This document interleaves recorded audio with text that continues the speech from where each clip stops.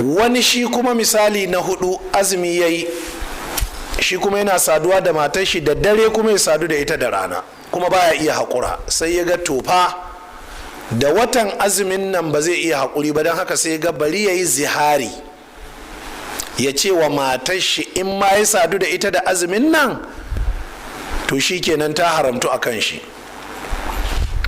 Ya ce ran nan ku sai ga matar shi kawai ta yi wawa kwanciya da daddare, don ya haramta a kan shi ita ne gaba ɗayan da azumin ai, in ba haka ba da daddare ta halatta to gaba ɗaya haramta a kan shi, sai ga ta yi wawa kwanciya sai kasa haƙuri sai sadu da ita.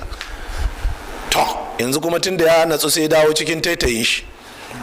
To dama a ƙauye ne, malaman ƙauye kuma karatu bai ishe su ba, don zaka je wani ƙauyen duk ƙauyen ba wanda ya san ƙawa'idi har liman.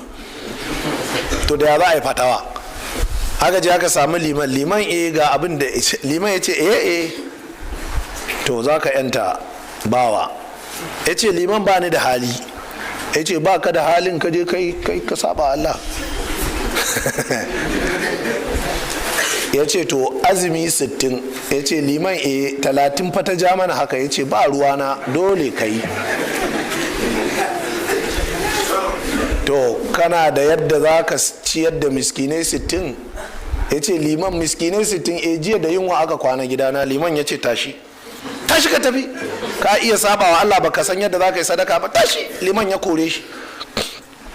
Shine sai ya tunani, dama annabi ya ce yusammuna ha yathriba wa hiya al-madina wal madinatu khairul lahum law kanu ya'lamun.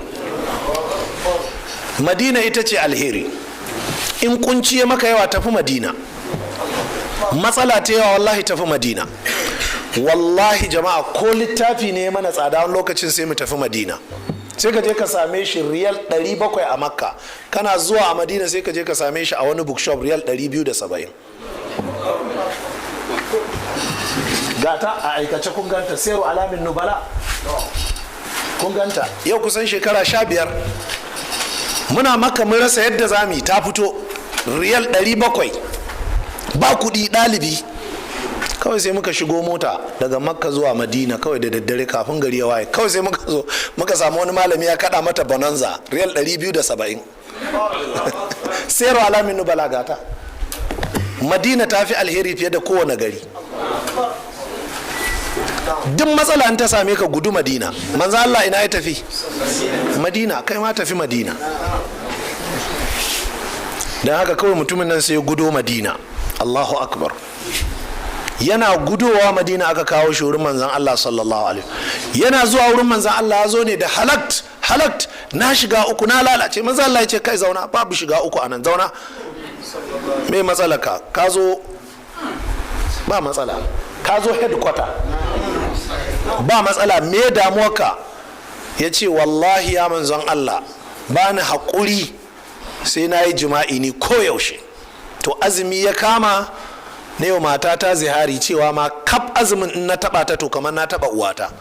To kuma tsautsayi ya kama ni jiya kawai gashi manzon Allah ya ce kana da yadda za ka yanta bawa? Mutum ne mai barkwanci sai dafa wuyan shi ce ya manzan Allah duk duniya an ba wuya na ba, ban mallaki wuyan kowa ba.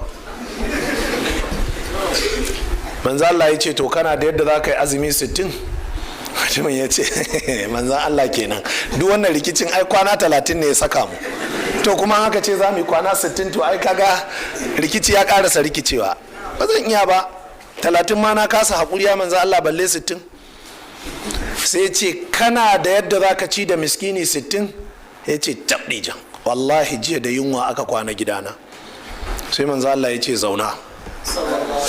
Ina ne garinku? Ya ce gari kaza. Ya ce to ka je wurin wane, in ka je shi ne na sa ya tara zakka a garin, ka je ka same shi ka ce na turo ka cewa a ɗibi zakka a baka, ka ci zakkar a matsayin sadaka da kafara da kai wa kanka.